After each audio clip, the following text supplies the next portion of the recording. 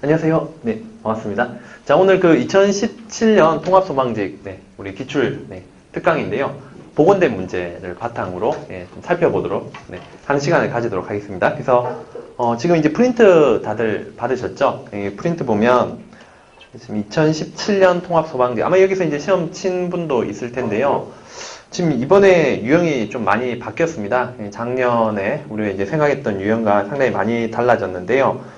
그래서 이제 저도 이제 시험장에 갔습니다. 그래서 서울 지역에 이제 응시를 하고, 이제 복원 문제를 제가 이제 기억을 바탕으로 복원을 했는데, 근데 이제 전체적으로 복원은 다 했습니다. 제가 이제 뭐 약간 이제 복원이 안 된 부분은 제 기억을 바탕으로 임의적으로 이제 좀 구성을 한 부분도 있는데, 유형을 한번 좀 볼게요. 이번에 이제 출제 유형이 좀 많이 바뀌었습니다. 그래서 제가 이제 나름대로 제 체계에 따라서 다시 분류를 했습니다. 그러면 여기서 이제 보면 가장 큰 특징 중에 하나가 이 문법이, 그죠? 문법이 우리가 보통은 이제 한 10문제는 안 나오더라도 7문제 또는 6에서 7문제는 나왔는데 3분의 1은 출제가 됐습니다. 근데 지금 보면 이제 문법 자체가 원래는 이제 3분의 1 정도는 출제가 되는데 20문제 중에, 그죠? 근데 이번에 지금 갑자기 팍 떨어졌죠, 그죠? 그래서 한 5분의 1 정도, 그죠? 5분의 1 정도로 떨어졌습니다. 근데 이제 뭐 이것이 이제 이번에 일시적인 현상이냐, 내년엔 또 이제 원래대로 돌아갈 수 있느냐, 이거는 모릅니다. 모르기 때문에 내년에 이제 문법이 또 3분의 1 정도 나올 수가 있잖아요. 그러니까 이거는 이제 우리가 좀 주의를 해서 앞으로 이제 문법 공부는 좀 계속 해둬야 될 겁니다. 또 방심하면 안 됩니다. 문법이 적게 나왔다고 또 쉽게 나왔다고 내년에도 그러리라는 보장은 없으니까 이것도 좀 기억을 좀 해두시고, 문학입니다. 제가 잡기로는 이제 문학 자체가 지금 이제 문항수로 보면 문학 자체가 작년에도 한 9문제로 됩니다. 9문제 됩니다. 9문제 되는데 올해도 역시 이제 9문제. 근데 여기서 문제의 차이점이 뭐냐면 작년에는 순수 문학 문제가 대다수였는데 이번에는 이제 9문제 중에 이제 독해, 원래 이제 독해라는 게 꼭 비문학 지문만 독해가 되는 건 아니죠. 문학 지문을 주고 독해 능력을 평가할 수도 있는 그런 문제가 이번에 대거 이렇게 포함이 되어 있습니다. 9문제 중에 순수 문학 문제보다는 오히려 이런 독해 능력을 묻는 문제가 많았죠. 그래서 이런 것이 이제 좀 차이점, 유형의 변화입니다. 그래서 아마 실제 이제 시험을 쳤는데 이게 완전 독해 문제 같죠. 전체가 막 독해 문제가 엄청 많이 나온 것 같은 그런 느낌이 드는 것은 아마 이것 때문일 겁니다. 자, 그리고 이제 독해 문제인데요. 독해요. 여기 이제 독해를 보면 7문제 되어 있습니다. 이건 뭐 독해 내부에는 뭐 작년에는 한 뭐 5문제 정도 이렇게 만약에 잡는다면, 독해를 5문제 정도 잡는다면 지금 이제 7문제가 되는데 내부에 이제 보면 독해뿐만 아니라 화법, 이번에 화법 문제가 논란이 되는 문제가 또 한 문제 출제가 됐죠. 이 화법 문제가 최근에 한 번도 이제 공무원 시험에서는 다루지 않은 문제입니다. 대화 함축이라는 그런 이론에서 이제 출제가 됐고요. 자, 화법도 있고 작문 한 문제 정도. 작문에 이제 자료의 활용 문제가 조금 어렵게 출제가 된 편입니다. 그것도. 그래서 화법, 작문도 포함해서 이제 7문제로 유형이 약간 좀 바뀌었다고 이제 볼 수가 있습니다. 자, 뭐 이렇게 볼 수가 있고, 어휘입니다. 어휘는 이제 작년에 역시 이제 한 문제 출제가 됐는데 관용 표현이었는데 이번에 역시 이제 한 문제 정도로 이제 보시면 되겠습니다. 그래서 여기 이제 어휘 한 문제는 한자성어인데 제가 이제 잡기로는 고전문학과 결부해서 잡았습니다. 왜냐면 이제 오로지 이제 한자성어가 묻는 문제가 아니었고 고전문학 지문에서 그 지문의 의미죠. 의미를 묻는 문제가 이제 한자성어 문제로 출제됐기 때문에 고전문학 지문으로 잡았습니다. 그래서 어휘는 상당히 이제 출제되는 비중이 낮는데 그래도 이제 내년에 또 어떻게 될지 모르니까 이걸 좀 감안을 하셔야 될 겁니다. 감안을 하셔야 되고, 보통 그래서 저는 이제 이 소방직 출제 경향 자체가 문학도 9문제는 많은 편인데, 보통 이제 문법 3분의 1, 문학 3분의 1, 독해 어휘 합쳐서 이제 3분의 1 정도 보통 잡습니다. 이렇게 3분의 1씩 잡는데, 이번에는 좀 변동폭이 컸죠. 문법이 적게 출제되고, 문학에서 이제 독해 지문 형식으로 많이 이렇게 문제가 출제됐고, 그래서 전체적으로 이제 독해, 화법, 작문을 포함해서 문제 비중이 상당히 높습니다. 독해 비중이. 그래서 앞으로 이제 이 부분을 좀 대비를 잘 하셔야 될 겁니다. 그리고 어휘 문제. 어휘는 이제 한자성어 이번에 도금을 줬죠. 그래서 또 내년에는 어떻게 될지 모르지만 통합소방직에서는 주로 이제 속담과 한자성어. 근데 한자성어는 이제 한자 도금을 뭐 이때까지 안 주고 문제를 출제한 적은 없다는 거. 그런 걸 이제 좀 참고하시면 네, 되겠습니다. 자, 그럼 이제 1번부터 우리가 하나씩 좀 살펴볼게요. 예, 전체 이제 경향이 이렇게 되는데, 제가 이제 출제 영역 분석한 건 좀 참고하시면 네, 될 겁니다. 자, 1번에 보면, 자, 보기와 관련된 대화 상황으로 적절한 것들이 있습니다. A형으로는 1번입니다. 이거는 지금 B형이니까요. 자, 그럼 이제 이 보기가 실제 이제 교과서입니다. 국정 교과서는 이제 시절은 아니고, 검인정 교과서에서 대부분 다 이런 것을 이제, 대화의 원리라고 해서요. 자, 우리가 이제 대화의 원리와 관련해서 이런 문제들을 우리가 이제 접할 수가 있는데 수능에서는요. 근데 이거는 이제 공무원 시험에서는 대화의 원리가 작년에 이제 국가직 9급에서 한번 출제된 적은 있습니다. 대화의 원리 중에서 이제 협력의 원리가 있는데 이 협력의 원리는 작년에 이제 국가직에서 출제가 됐습니다. 근데 이보다 이제 한 단계 더 나아갔죠. 협력의 원리 중에서 우리가 지금 보고 있는 것은 대화 함축이라는 영역입니다. 대화 함축이라는 이론 영역인데 원래 이제 그라이스라는 학자가 대화의 원리를 말하면서 협력의 원리와 이제 대화 함축까지 포함을 해서 얘기를 했습니다. 그 일부입니다. 일부를 이제 떼온 제시문인데 뭐 보건지문 그대로라고 생각이 되고요. 이거 자체는 그래서 두 가지가 있죠. 첫째, 협력의 원리를 위반했는지요. 위반했는지. 그리고 둘째, 의도를 함축적으로 전달했는지. 두 가지를 이제 우리가 따져보는 그런 문제입니다. 근데 답은 이제 4번이 되고요. 4번에 보면 이제 영화를 보러 가지 않을래 물어봤잖아요. 근데 여기서 난 대답을 할 때 어떻게 합니까? 시험 공부도 해야 되고 집안일도 도와드려야 한다라고 말하고 있습니다. 그럼 이제 화제를 벗어났잖아요. 지금 묻고 있는 건 뭡니까? 영화를 보러 가자는 것에 대한 대답이었는데, 그죠? 원하는 것은. 근데 결국엔 뭡니까? 시험 공부 일도 말하고, 그죠? 집안일도 말하고. 그래서 이거는 화제를 벗어난 것을 우리가 이제 협력의 원리 중에서 관련성의, 원리라고 합니다. 관련성의 원리요. 그래서 여기서는 지금 관련성의 원리를, 관련성의, 경률, 관련성의 원리, 경률을 위반했다고 볼 수가 있습니다. 4번 같은 경우는요. 자, 관련성의 경률을 위반했고요. 자, 그렇기 때문에 이제 요거는 이제 일단 협력의 원리 위반은 맞습니다. 그죠? 위반 맞는데, 이제 대화 함축이냐 이거죠. 대화 함축이 드러나냐. 함축이라는 것은 의도를 직접적으로 드러내지 않지만 분명히 거기에 포함되어 있는 겁니다. 이 진술에 포함되어 있는 것을 대화 함축이라고 합니다. 여기서 이제 보면 영화 보러 가지 않을래에 대한 대답, 나는 내일 영화 보러 가지 못한다라는 표현이 여기 들어가 있죠, 분명히. 숨은 의도로, 그죠? 숨은 의도가 들어가 있습니다. 영화 보러 가지 못한다. 왜냐? 나는 뭐 시험 공부도 해야 되고, 그죠? 집안일도 도와드려야 한다. 그런 말이죠, 원래. 이 말 속에는. 그게 포함이 되어 있기 때문에 함축적인 대화 함축도 들어가 있습니다. 이 함축이라는 게 직접 안 드러나 있죠, 그죠? 그러나 그 숨은 의도가 들어가 있다고 이제 볼 수가 있는 거죠. 숨은 의미 자체가. 그래서 대화 함축도 들어가 있기 때문에 4번이 답이라고 볼 수가 있습니다. 근데 1번을 보면요. 자, 1번요. 1번 같은 경우는 나 수학 문제 좀 가르쳐 줄래? 근데 B는 이제 분명히 알고 있죠. 진실해야 되는데 진실하지 못했죠. 그런 걸 우리가 이제 지뢰 경률이라고 합니다. 그래서 1번 같은 경우는 지뢰 경률을 위반합니다. 그래서 협력의 원리 위반 조건은 맞습니다. 그죠? 얘는 이제 대화 함축도 들어가 있고요. 함축적입니다. 자, 숨은 의도를 전달했으나 지뢰 경률은 함축성이 없습니다. 자, 이것에 대해서 약간 논란성이 있을 수가 있는데, 아니, 이것도 똑같지 않느냐. 이렇게 볼 수 있잖아요. 수학 문제 가르쳐 줄래? 나 가르쳐 주기 싫어라는 말은 안 했잖아요. 그죠? 그럼 똑같은 거죠. 똑같은 원리니까 이것도 답이다. 이의제기 들어갈 수도 있다. 이렇게 생각할 수도 있지만, 사실 이 묻는 질문이 뭡니까? 수학 문제 좀 가르쳐 줄래는 사실 실제 가르쳐 달라는 표현도 있지만 뭘 묻고 있는 겁니까? 너 이거 알고 있니? 이거죠. 너 이거 수학 문제 알고 있어? 이렇게 우리가 묻는 거잖아요, 사실. 알고 있으면 가르쳐 좀 줘. 가르쳐 줘. 그거기 때문에 그에 대한 대답이 뭡니까? 아니, 나 이거 몰라. 직접적인 대답 맞잖아요. 그죠? 그러니까 사실은 여기서 1번도 여지가 있을 수는 있지만 가장 여기서 보면 적절한 것은 여러분들이 생각할 때 몇 번입니까? 4번이죠. 누가 보더라도. 그러니까 사실은 이거는요. 이 제기할 만한 성질은 아니라고 생각이 됩니다. 제가 볼 때. 4번이 답이 이제 확실을 하고. 그리고 이런 대화 함축은요.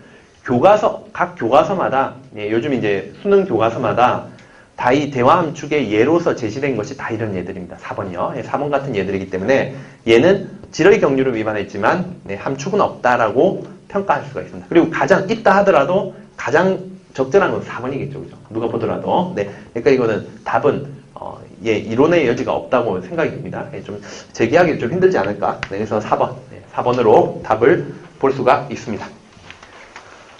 네, 그 다음 2번 좀 보겠습니다. 2번요. 1번은 이제 이때까지 공무원 시험에서 한 번도 출제되지 않았던 대화 함축에 대한 어떤 논의였고요. 2번.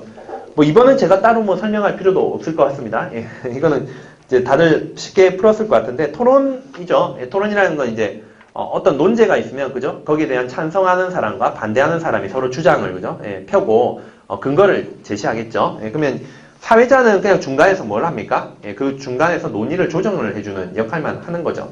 그러면 이제 여기서 보면 기어 있고 니은 있고 디귿 리을이 있는데 사회자의 역할로 우리가 뭐 생각할 때 토론의 논제 그죠? 예, 그래서 찬반 논제죠. 예, 찬성과 반대로 갈릴 수 있는 논제를 미리 정리하고 그죠? 예, 정리하고 나서 니은에서 보면 이제 발언 순서를 미리 그죠? 예, 정하겠죠. 예, 미리 정해놓고. 근데 디귿 같은 경우에 토론자는 중립적인 입장에 있죠. 예, 그래서 이 토론에 관여를 해서는 안 되죠. 관여를 해서는 안 되죠. 오히려 이 주장의 근거와 정당성을 판단하는 건 서로 간에 그죠? 예, 찬성자와 반대 토론자의 어떤 역할로 볼 수가 있는 거죠. 사회자의 역할은 아닙니다. 그래서 디귿은 적절하지가 않게 되죠. 리을 같은 경우에 토론의 내용을 이제 중간에서 정리하는 건 맞습니다. 그죠? 토론이 과열됐을 경우에, 그죠? 예, 사회자가 적절하게 조정을 해줘야 되고, 그럼으로써 이제 동등한 참여 기회를 부여해야 됩니다. 뭐 이 문제는 뭐 제가 따로 뭐 얘기를 설명을 안 하더라도, 그죠? 여러분들이 대부분 다, 난도로 따지면 상당히 이제 쉬운, 쉬운 편으로 볼 수가 있습니다. 네, 그래서 2번은, 2번으로 점검하고, 넘어가겠습니다. 3번.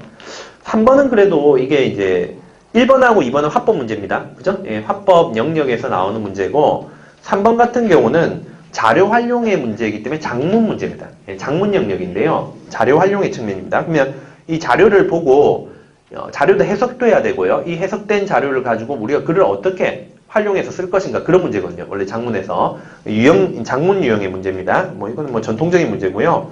근데 이제 나머지 선택항을 보면 2번 같은 경우 우리가 좀 참고를 하겠습니다. 2번에 보면 자, 가를 활용한다고 돼 있어요. 통계 자료, 그죠? 예. 기부금, 모금 단체에 대한 불신이라는 항목이 있는데, 그게 8.2%입니다. 그죠? 예, 8.2%인데, 이 8.2%의 항목이 기부 문화 활성화의 주된 걸림돌임을 제시한다. 주된 건 아니잖아요. 그죠? 8.2. 100% 중에 8.2. 주된 것이 아니죠. 그죠? 네. 자, 그렇기 때문에 이번은 좀 부적절하다고 우리가 볼 수가 있는 거죠. 네.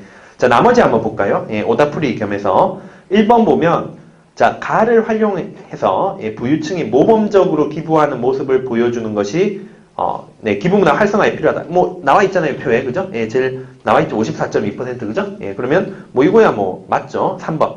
자, 나를 활용합니다. 자료를. 예, 보고서인데 우리보다 못 사는 나라의 기부 지수가 우리보다 높은 건 맞죠. 그죠? 예, 그리고 우리 인식이 잘못됐다. 그대로 나와 있죠. 예, 뭡니까? 예, 우리는 지금 나눔의 개념으로 생각하지 않는다. 그죠? 오히려 이제 돈 있는 사람이 베푸는 개념으로 생각하고 있다. 네, 맞고요. 4번. 자, 가나 두 개를 활용합니다. 자, 그렇기 때문에 어떻게 해야 됩니까? 예, 가나를 활용하면 우리의 인식을 바꿔야 된다 이거죠. 나누는 것이 아니라 나누는 것으로 그죠? 예, 우리가 인식을 바꿔야 된다. 라는 것을 우리가 도출을 할 수 있습니다. 저한테 이제 물어보더라고요. 선생님, 나는 분명히 맞습니다. 맞습니다. 근데 가는 없지 않냐고. 가는 나눔의 개념이 없지 않냐고. 그죠? 가의 자료에서 나눔의 개념을 우리가 도출할 수 있느냐. 이렇게 이제 저한테 물어본 거죠. 그래서 이제 저는 그러면 보면 가는 뭐가 있습니까? 나눔의 개념과 관련해서 경제적 여유가 없다라고 기부를 하지 않는다는 그 생각 자체가 뭐기 때문입니까? 우리가 이제 어떤 기부를 나눔의 개념으로 생각하지 않기 때문이죠. 그러니까 이런 걸 보면 우리가 또 어떻게 생각할 수 있습니까? 개념을 바꿔야 된다. 우리의 생각을 바꿔야 된다. 기부에 대한 생각을 바꿔야 된다고 볼 수가 있는 거죠. 네, 그래서 가도 근거가 됩니다. 그래서 선택한 4번도 답이 될 수가 있는 거죠. 적절한 겁니다. 네. 자, 그 다음에 4번입니다. 단어 형성. 자, 우리 문법 문제인데요. 단어 형성 방법. 자, 문법 문제입니다. 단어 형성론에 대한 문제고요. 형태론이죠. 예, 형태론에서 단어 형성에 관한 문제입니다. 그래서 여기 이제 보면 제가 이제 항상 이제 수업 시간에 누누이 얘기를 했습니다. 이 소망직에서는 이때까지 이 단어 형성의 측면에서 여기까지만 딱 출제가 됐죠. 단일어이냐 아니면 복합어이냐. 이때까지 여기까지만 출제가 됐습니다. 그 이상도 안 나왔어요. 근데 복합어는 두 개로 나뉘죠. 어떻게 나뉩니까? 파생어, 그죠? 파생어. 단어 형성에 따라 우리가 단어를, 그죠? 분류할 때 단일어, 파생어, 그 다음 뭡니까? 합성어. 그래서 제가 이번에 이제 파생어하고 합성어 문제가 분명히 나올 거라고 얘기를 했습니다. 자, 그러면 여기서 이제 보면 단일어라는 것은 우리가 볼 때 단일어요. 단일어는 어근 단일입니다. 어근이 한 개죠. 어휘의 중심 개념이 한 개입니다. 어근 한 개. 파생어는 뭐와 뭐의 결합입니까? 어근과 접사죠. 접사가 앞 뒤에 있든, 그죠? 예, 어근 접사. 여기서는 주로 이제 접두사를 다루고 있죠. 자, 그러면 합성어는 어근과 어근의 결합입니다. 여기서 이제 우리가 파생어이냐, 합성어이냐가 문제가 되고 있는 거죠. 예, 먼저 이제 한겨울 보면, 한은 뭡니까? 접두사. 예, 한은 접두사죠. 한창이라는 뜻입니다. 그죠? 한창. 예, 지금 한창 겨울이죠. 한여름하고 똑같죠. 그죠? 예, 한겨울, 한여름, 뭐 이렇게. 한창이라는 접두사, 파생어입니다. 접두사, 이건 접두사고요. 한은 혼자서 자립해서 쓸 수 없잖아요. 네, 그래서 이제 우리가 주의를 해야 된다. 이거 뭐 여러 번 강조했고요. 네, 한겨울. 네. 자, 그 다음에 맨손. 자, 맨이라는 것도 역시 마찬가지로 뭡니까? 접두사인데, 맨은 따로 쓸 때는 의미가 달라집니다. 이건 다른 것 없는이라는 뜻이죠. 다른 것 없는. 그때는 따로 쓰지 못합니다. 자, 그래서 이때도 접두사입니다. 그래서 맨손 돼 있죠. 맨손, 뭐 맨몸, 맨발 다 붙습니다. 그죠? 예, 다른 것 없는이라는 접두사입니다. 자, 그 다음에 세 번째 보겠습니다. 시퍼렇게. 퍼렇다라는 말에다가 시라는 건 뭡니까? 매우 짙게 퍼렇다는 뜻이죠. 매우 짙다는 뜻입니다. 이것도 혼자서 못 쓰죠. 접두사입니다. 네, 매우 짙다. 그래서 시퍼렇다라고 생각을 하시면 되죠. 퍼렇다가 이제 어근이면 시는 이제 접두사죠. 그래서 전체적으로 다 뭡니까? 네, 파생어. 근데 이제 여기서 눈시울을 좀 보겠습니다. 자, 눈과 시울인데요. 요거는 이제 합성어입니다. 시울이라는 것이 원래 가장자리를 뜻합니다. 가장자리. 네, 가장자리를 뜻하는데 눈의 가장자리인 거죠. 눈의 가장자리. 이거하고 비슷한 게 뭐가 있냐면 입시울입니다. 입시울은 지금은 안 쓰는데요. 이게 이제 나중에 뭐가 되냐면 지금의 입술이 됩니다. 네. 원래 입시울에서 온 말입니다. 입의 가장자리. 입시울이죠. 입술이 됩니다. 그래서 눈시울은 시울이라는 것은 어휘의 중심 개념을 가지고 있기 때문에 어근이 맞습니다. 그러면 눈시울은 합성어가 되는 거죠. 네. 자, 합성어입니다. 답은 네, 눈시울 4번이 되겠습니다. 네. 자, 뭐 이런 문법 문제. 우리 이제 문법을 공부해야 알 수 있는 문제입니다. 이거는. 네, 이거는 뭐 그냥 감으로 이제 맞힐 수도 있지만 문법을 잘 공부해야 이런 하나하나의 문제를 정확하게 알 수가 있는 거죠. 그래서 문법 공부도 소홀히 해서는 안 되는 것을 알 수가 있습니다. 5번. 자, 높임법인데요. 주체, 예, 상대, 객체, 뭐 주객상, 예, 주체, 객체, 상대 보시면 되고요. 자, 여기서는 약간 문제 자체가요. 저도 이제 그 시험장에서 느꼈지만 문법 문제 맞죠? 그죠? 높임법이고 그냥 풀 수도 있습니다. 그러나 정확한 엄밀한 문법 지식이 분명히 필요합니다. 정확하게 풀려면요. 이것도 제가 나온다고 예측을 했었죠. 예, 높임법 분명히 나올 것이다. 자, 근데 여기서 이제 한번 좀 같이 한번 살펴볼게요. 높임법에 대해서. 자, 우리가 이제 높임법을 주체, 객체, 상대 세 가지로 우리말은 발달되어 있습니다. 높임법 자체가요. 높임법. 자, 그러면 이제 세 가지인데 주체 높임법. 자, 그 다음에 이제 주객상. 뭐 여기가 순서는 좀 다르지만 객체. 네, 그리고 이제 상대 높임법을 따져보겠습니다. 여기서 이제 볼 때 주체 높임법은 문장의 주체고 객체는 문장의 대상, 객체죠. 예, 그리고 상대라는 건 듣는 사람입니다. 청자. 예, 문장을 듣는 청자입니다. 예, 상대는 이제 청자인데 보통 이제 상대 높임법부터 먼저 하겠습니다. 상대 높임법 같은 경우는요. 여기서 이제 문제가 의도하는 바는 뭔지 모르겠지만 엄밀히 따지면 상대 높임법의 등급은 우리말에서 언제든 드러납니다. 네, 없을 수가 없습니다. 왜냐하면 상대 높임법은 종결 어미에 의해서 실현이 되거든요. 우리말에서 종결 어미는 항상 있어야 되죠. 네, 그래서 여기서 선택한 1번부터 4번까지 솔직히 나중에 이제 논란이, 만약에 이제 요거 중심으로 문제가 출제됐다면 논란이 됐을 텐데, 1번에서 4번까지는 엄밀히 말하면 상대 높임법이 다 실현되어 있습니다. 왜냐면 우리말은 상대 높임법이 없는 문장이 없습니다. 네, 왜냐면 종결 어미에 의해서 항상 상대 높임 등급은 결정되거든요. 네, 6개의 등급이 있죠. 네, 그렇기 때문에 상대 높임법은 다 있는데, 아마 출제자의 의도는 상대 높임법 중에서 등급이 뭐 해요체나 하십시오체 정도 돼야 상대 높임법으로 본다면 이제 또 달라지겠죠. 예, 그러나 논란이 생길 겁니다. 만약에 이걸 중심으로 만약에 문제를 출제했다면. 그러나 여기서는 이제 그게 중심이 아니죠. 그죠? 예, 그래서 크게 문제는 안 될 겁니다. 일단 상대 높임법은 종결 어미에 의해서 실현되고 우리말에서 6등급이 있는데 그 등급은 언제든 실현된다 이거죠. 상대 높임법은. 예, 언제든 나타난다. 예, 보시면 되고. 자, 그러면 이제 두 개 봅니다. 주체와 이제 객체를 따져보면 되는데요. 답은 일단 2번입니다. 자, 이번에 보면 아버지께서 할 때요. 자, 아버지가가 아니고 께서죠. 아버지를 높였습니다. 문장의 주체를 높였죠. 자, 께서가 주체 높임법 실현됐고요. 께서는 이제 조사죠. 그죠? 예, 조사를 통해서 높임을 실현했고. 자, 할아버지께 돼 있죠. 자, 할아버지는 문장의 대상입니다. 그죠? 예, 동작 대상이죠. 그래서 께 역시 조사여에서 객체 높임법이 실현이 되어 있습니다. 네. 자, 그리고 진지. 문제는 이제 진지. 진지는 밥을 높였잖아요. 누구의 밥이죠? 할아버지죠. 예, 요거는 진지를 드시다. 역시 할아버지가 문장의 주체가 또 되는 겁니다. 내부에서. 그래서 할아버지가 진지를 지금 드셔야 되는 상황이죠. 그럼 이거는 할아버지가 지금 객체가 된 것이 아니라 다시 주체가 된 겁니다. 내부에서. 그래서 진지하고요. 드시다. 이런 거는 다 주체 높임입니다. 객체로 잡히지 않습니다. 절대 우리말에서. 네. 그래서 이거는 둘 다 주체 높임법이 되겠습니다. 진지 드시다. 네. 자, 그리고 자, 여기서 이제 진지 드시라고 말씀하셨어요. 네. 자, 말씀하셨어요. 또 뭐가 들어가 있습니까? 말씀이라는 표현도 있고, 그죠? 말씀이라는 표현도 있고. 자, 주체 높임법입니다. 말을 높였죠? 누굴 높였습니까? 아버지가 말씀하셨잖아요. 그죠? 예, 그리고 말씀하시다. 말씀하다에서 뭐 하시다. 라고 했을 때 시라는 거, 그죠? 예, 시라는 것도 우리가 참고를 해야겠죠. 자, 그렇게 따지면 주체 높임법이 정말 많이 들어가 있는 거죠. 예, 문장의 주체입니다. 깨서, 조사, 진지, 드시다, 말씀 이런 거는 어휘를 통해서 주체 높임법을 실현을 했고요. 특수어휘입니다.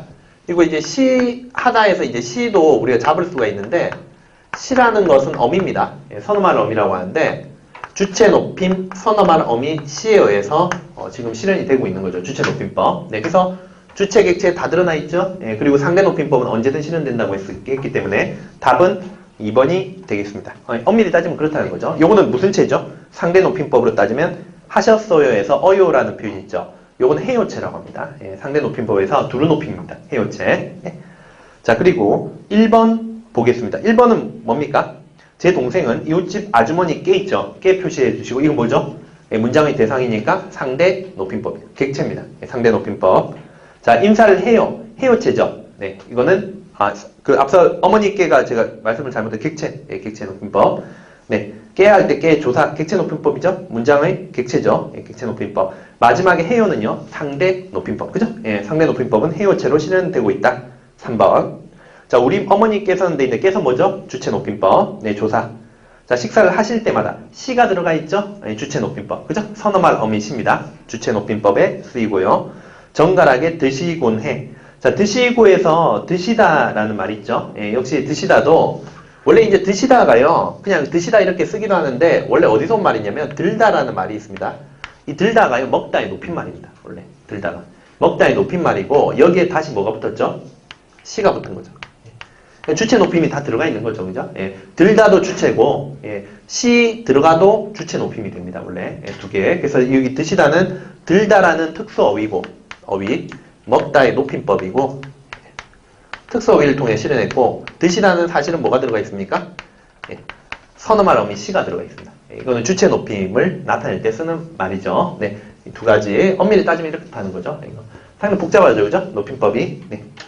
자, 그래서 이제 식사를 하실 때마다 늘 정갈하게 드시고는 해에서 예, 시도 주체 높임입니다. 드시고, 그죠? 예, 주체 높임법. 해는요. 해도 엄밀히 따지면 상대 높임법이라고 했죠. 이건 해체입니다. 해체. 상대 등급이 드러나 있다는 거죠. 그래서 상대 높임법이 드러나 있다라고 볼 수가 있습니다. 그래서 이제 3번 같은 경우는 주체하고 상대는 있지만 객체가 없죠. 이건 답이 안 되는 거죠. 네. 앞서 1번은 그죠? 예, 주체 높임법이 없었죠. 그죠? 예, 그리고 3번은 객체가 없고 4번 선생님께서 자, 뭐 선생님 할 때 님도요. 사실 주체 높임의 일종으로 볼 수가 있긴 합니다. 네, 근데 뭐 넘어가고 깨서 주체 높임법, 그죠? 네, 확실하죠? 자, 우리 어머니를 만나시고는 시 동그라미. 뭐죠? 선어말 어미 시에 의해서 주체 높임. 시는 항상 주체 높임입니다. 네. 자, 그리고, 내 칭찬을 얼마나 많이 하셨는지. 역시 시죠? 시가 들어가 있죠? 하시었는지 몰라. 네. 그래서, 여기서도 이제 주체 높임법 시가 들어가 있습니다. 몰라. 몰라는 역시 해체죠. 몰라요 되잖아요. 해체는 상대 높임법. 네. 실현이 됐다고 볼 수가 있습니다. 네. 자, 그렇기 때문에 4번 같은 경우는 일단 주체가 있고 상대가 있는데 객체가 없죠. 여기서 답이 안 되게 됩니다. 네. 자, 높임법인데 얼핏 보면 우리가 이제 맞힐 수도 있습니다. 근데 정확한 문법 지식이 있어야 다음에 이런 문제가 출제될 때 여러분들이 실수를 안 할 겁니다. 네. 그러니까 문법을 공부를 잘 하셔야 됩니다. 정확하게, 엄밀하게. 상당히 복잡한 거 같죠? 제가 막 이렇게 설명하니까, 그죠? 그냥 풀 때는 쉬웠는데, 예, 맞췄는데, 나는 맞췄는데. 막 선생님 뭐 엄청나게 복잡하게 설명하고 있죠. 근데 그렇게 엄밀하게 공부를 해야 나중에 다른 문제가 출제됐을 때는 제대로 풀 수가 있습니다.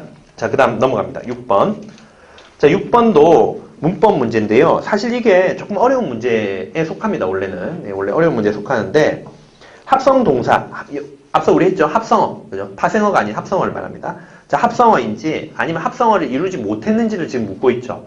답이요. 일단 여기서는 3번 먹어버리다입니다. 자, 우리가 본용어, 보조용어 구성을 알아야 되는데, 먹어버리다를 좀 보겠습니다. 자, 본용어, 보조용어. 네, 구성을 좀 봅니다. 자, 문제 자체가 상당히 좋은데요, 이거는. 자, 먹어버리다. 자, 우리가 먹어버리다는 띄어쓰기는요, 원래 이렇게 합니다. 왜냐면 두 단어이기 때문에. 원칙은 이렇게 띄었습니다. 먹어버리다. 그러면 먹어는 먹다라는 본용어, 어휘적 개념을 간직하고 있죠. 버리다는 완료를 뜻합니다. 네, 그래서 어휘적 개념이 아닌 뭡니까? 문법적 기능을 하고 있는 거죠. 이걸 뭐라고 하냐면 보조 용언이라고 합니다. 둘 다 동사입니다, 사실은. 네, 둘 다 이제 동사인데, 그래서 이제 얘를요, 문법 용어로 엄밀하게는 우리가 이제 동사구로도 볼 수 있습니다, 사실은. 여기 이제, 동사구인 거죠. 두 단어입니다. 네, 한 단어, 두 단어. 네, 그래서 구라고 하는 겁니다. 동사구, 동사 기능을 합니다, 전체. 본용어, 보조용어. 네, 자, 이렇게 되는데, 얘를 그러면 왜 붙였었냐, 이거죠. 그러면 이제 먹어버리다를, 그러면 우리가 붙였어도 되냐, 이거죠. 먹어버리다. 됩니다.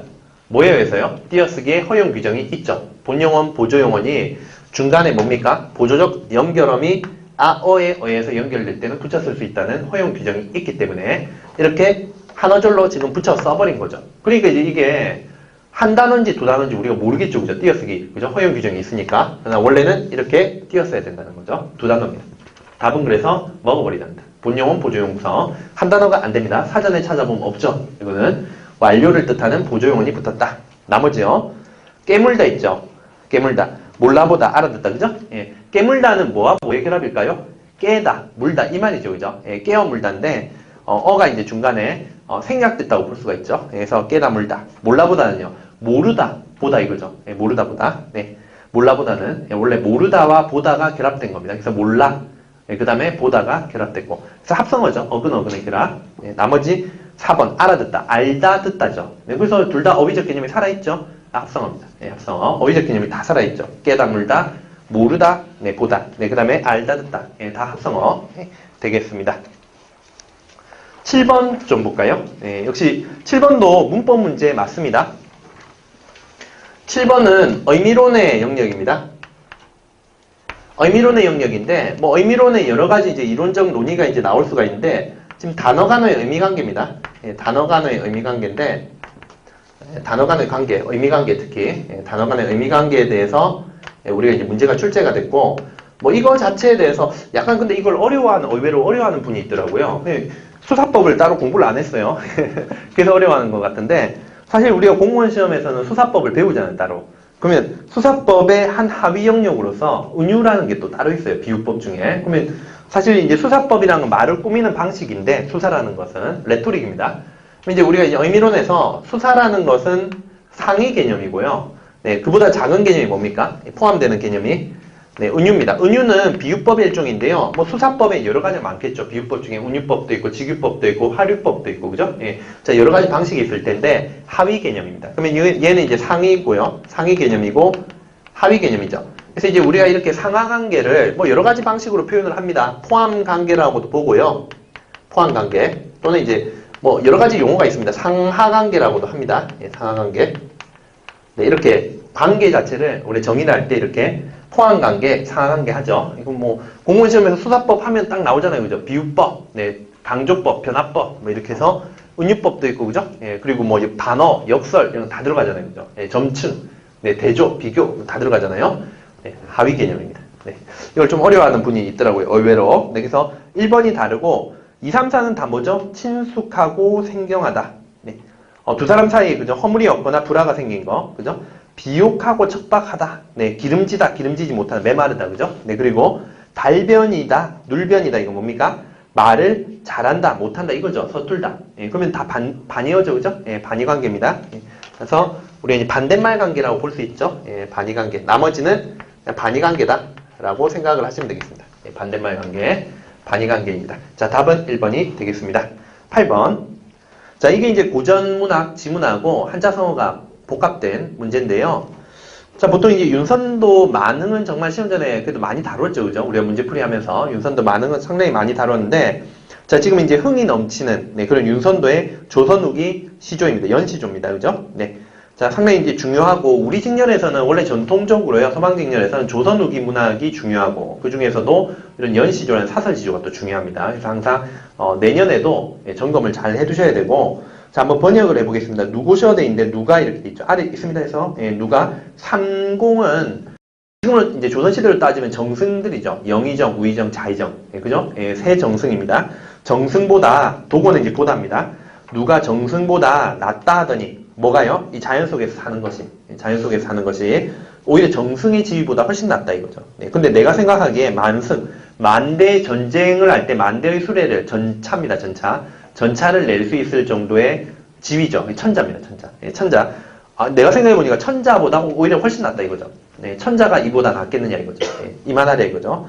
자, 이제와 이제와 생각해보니 소부하고 허유는 두 사람입니다. 소부 한 사람, 허유 한 사람.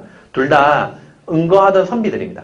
요임금 시절에요. 그 태평천하 시절에 요임금 시절에 요임금이 제위를 물려줬죠.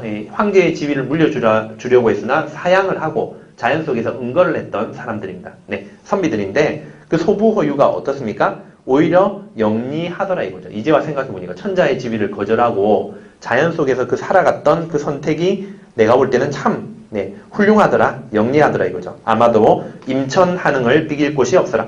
자, 아마도 임천은요, 숲과 천은 셈이죠. 숲과 천을 통해서 임천이 자연을 그죠? 드러내고 있죠. 이거 제유법인데, 자연 속에서 한응은 느끼는 한가로운 흥치죠. 임천한응은 자연 속에서 느끼는 한가로운 흥치를 비교할 곳이 없구나 이거죠. 비교할 곳이 없구나. 네, 아마도 임천한응을 비교할 곳이 없구나 라고 표현을 하고 있습니다. 그러면 임천한응은 자연 속에서 느끼는 한가로운 흥치죠. 그죠? 흥치. 그래서 자연을 사랑하는 마음을 뜻하는데 가장 거리가 먼 것이 1번 맥수지탄. 이건 어렵지 않았을 겁니다. 그죠? 항상 맥수지탄에 대해서 공부를 많이 했잖아요. 그죠? 맥수지탄은 고국의 멸망을 슬퍼하는 거죠. 그래서 보리만이 잘 자라고 있는 것을 한탄하고 있는 그런 사자 성어입니다. 나머지 연하, 고질, 천석, 고왕, 강호, 한정 다 자연을 사랑하는 마음이고, 연하는 뭡니까? 안개와 노을이죠. 안개와 노을, 자연을 뜻하고, 고질이라는 것은 고칠 수 없는 병. 그죠? 네. 자, 그리고 천석은요, 샘과 돌이죠. 역시 자연을 뜻합니다. 제유법입니다, 다. 네. 고항이라는 거, 역시 고칠 수 없는 병입니다. 네. 자, 그리고 강호 한정은요, 강과 호수죠. 역시 자연을 뜻하죠. 제유법. 네. 한정은요, 한가로운 정치를 말합니다. 네. 자, 그래서 나머지는 자연을 사랑하는 마음이 되겠습니다. 자, 그 다음 9번 보겠습니다. 자, 9번 역시 작년에 출제가 됐는데요. 올해 또 출제가 됐죠. 고전문학은 의외로 그 고전을 소홀히 생각하는 분이 많은데요. 서방직에서 고전은 상당히 중요합니다.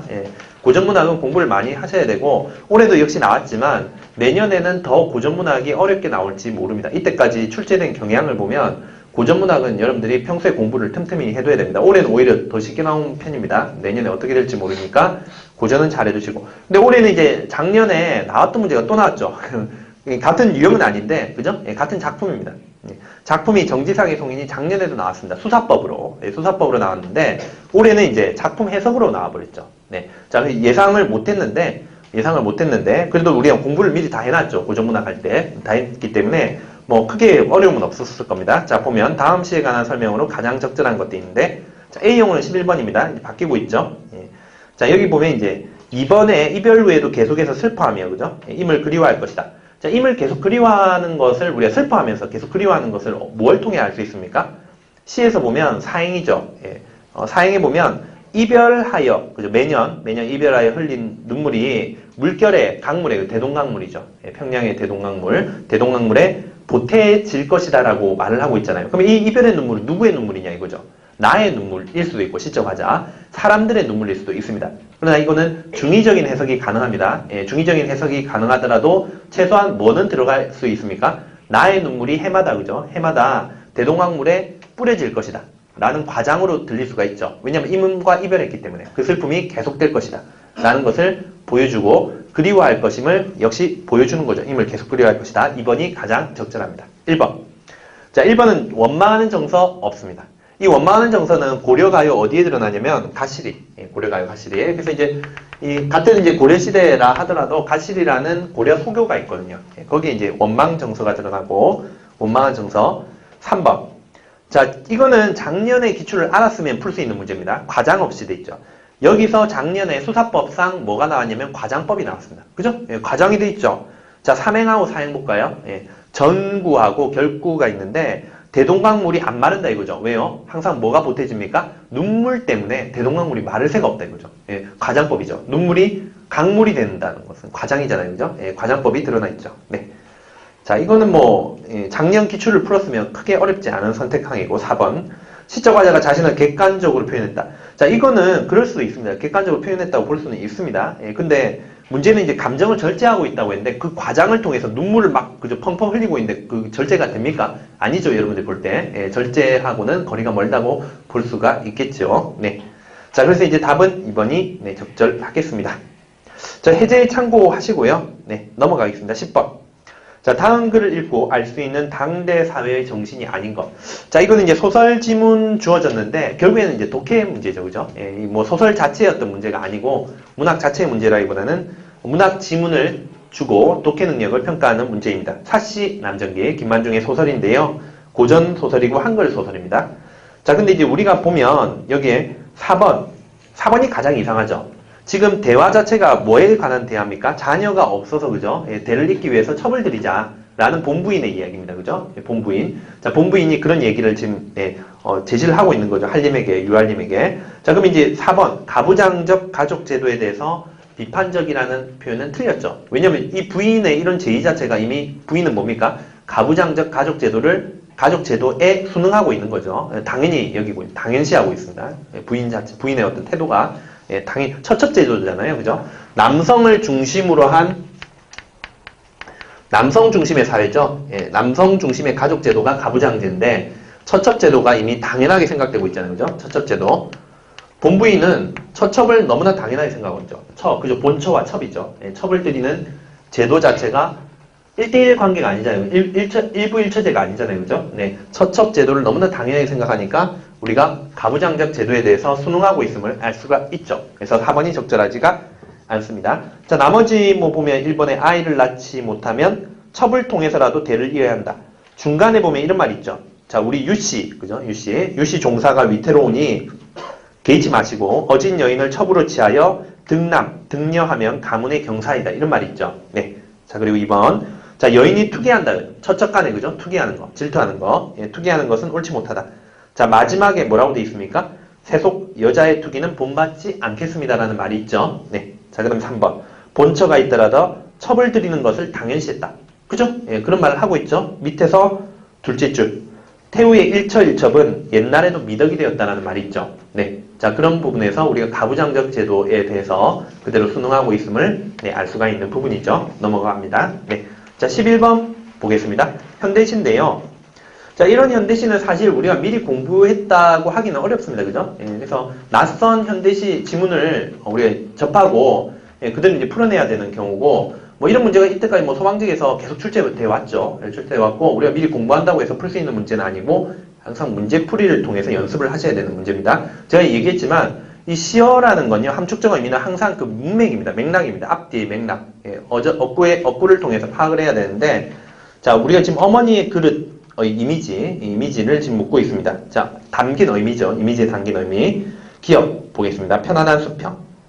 자, 여기서 편안한 수평을 보면 일단 편안하다라는 어감이 그저 드러나 있고 예, 그릇 중얼거려 보면 앞뒤를 항상 봅니다. 예, 중얼거려 보면 그릇에 담긴 물이 편안한 수평을 찾고 어머니의 그릇에 담겨졌던 모든 것들이 사람의 체온처럼 따뜻했다는 것을 깨닫는다. 자, 같은 맥락으로서 뭐가 있습니까? 어머니의 사람의 체온처럼 따뜻했다. 그죠? 이런 맥락이 지금 스며들어 있죠. 같이 스며들어 있죠. 편안한 수평이라는 말 속에. 그러니까 이 함축적 의미는 체온처럼 따뜻하다는 의미도 같이 어우러져 있습니다. 네, 그걸 참고하시고 니은. 자, 어머니는 어머니의 삶을 통해 말을 만드셨다 돼 있죠. 자, 근데 그 위에 뭐라고 돼 있습니까? 자, 말 하나가 살아남기 위해 말 하나가 살아남아 빛나기 위해서는 말과 하나가 되는 사랑이 있어야 돼. 자, 사랑이 있어야 한다. 하는데, 자, 어머니는 어머니의 삶을 통해 말을 만드셨다. 이게 뭐죠? 어머니의 삶은 사랑이 있었다. 이 말이죠. 네. 자, 그러면 함축적 의미가 뭐죠? 네, 사랑이 있었다. 이거죠. 어머니의 삶은. 네, 사랑이 들어스며 있습니다. 지금. 네, 함축적 의미로. 그 다음, 네, 디귿 볼까요? 디귿에 보면, 자, 이런 말을 하고 있습니다. 자, 무릇 시인이라면 하찮은 것들의 이름이라도 뜨겁게 살아있도록 불러줘야 한다. 자, 이 하찮은 것들은 우리 일상의 어떤 하찮은 것들, 그릇과 같은 존재입니다. 네, 그릇과 같은 존재지만 뭘 해줘야 됩니까? 네, 뜨겁게 살아있도록 불러주는 것이 맞죠. 뜨겁게 살아있는 것들입니다. 그죠? 예, 함축적 의미가 뭐가 들어가 있죠? 뜨겁게 살아있는 것들이 들어가 있는 거죠. 네, 그렇게 이제 파악하면 됩니다. 리을. 서정식. 자, 여기서 두툼한 개정판 국어사전을 자랑처럼 옆에 두고, 자, 위에 보면 뜨겁게 살아있도록 불러주어야 하는데, 그죠? 뒤에 이제 반대 내용이 올 겁니다. 하는데, 그죠? 예, 의미 전환. 두툼한 개정판 국어사전을 자랑처럼 옆에 두고 서정시를 쓰는 내가 부끄러워진다. 서정시는 내가 부끄러워하는 대상이죠. 예, 그러니까 다른 거죠. 부정적입니다. 예, 부끄러워하는 대상이고요. 네. 자, 그래서 이제 여기 국어사전이라든지 서정시는 다 내가 이제 부끄러워하는 대상 또는 죽어있는 언어. 네, 그리고 남들에게 단순히 보이기 위해, 자랑하기 위한 언어. 이렇게 이제 볼 수가 있습니다. 함축적 의미가 다르죠. 항상 이제 시는 우리가 모르면 함축적 의미는 앞뒤 억구를 찾습니다. 시는요. 분명히 드러납니다. 시에서는. 네. 자, 문맥으로 파악하는 문제입니다. 이거는요. 우리가 뭐 미리 공부한다고 도움 절대 안 됩니다. 네, 이런 것들은 문맥을 통해서 파악을 해야 될 것입니다. 12번. 12번은 공부하면 도움이 되죠. 네, 12번은 미리 이제 아마 공부를 했을 텐데. 자, 우리가 이제 다음 시에 관한 설명 중 가장 적절한 것도 있습니다. 그래서 11번, 12번은 어찌 보면 같은 현대시라도 그죠? 공부 방식이 다르죠. 네. 자, 그럼 이제 12번은 미리 공부해뒀으면 상당히 편합니다. 예, 편한 어떤, 네, 그런 문제고. 자, 김강균의 추일서정이라는 제목의 시입니다. 추일은 이제 가을이고요. 서정은 이제 가을날 정서를 펼쳐내는, 네, 그런 노래입니다. 시고요. 자, 답은 얘가 4번이죠. 이국적이다. 이국적이 어디에 드러납니까? 또 이제 도시적이라고 되어 있는데, 이미지. 네, 이것이 이제 시상전개 흐름이라고 되어 있는데, 이국적은 이제 폴란드라는 말만 들어도 이국적이잖아요. 그죠? 폴란드 망명정부. 상당히 그죠? 우리나라와는 다른 어떤 먼 세계의 나라처럼 들리죠. 이국적이죠. 이국적. 자, 그리고 포화에 이지러졌다.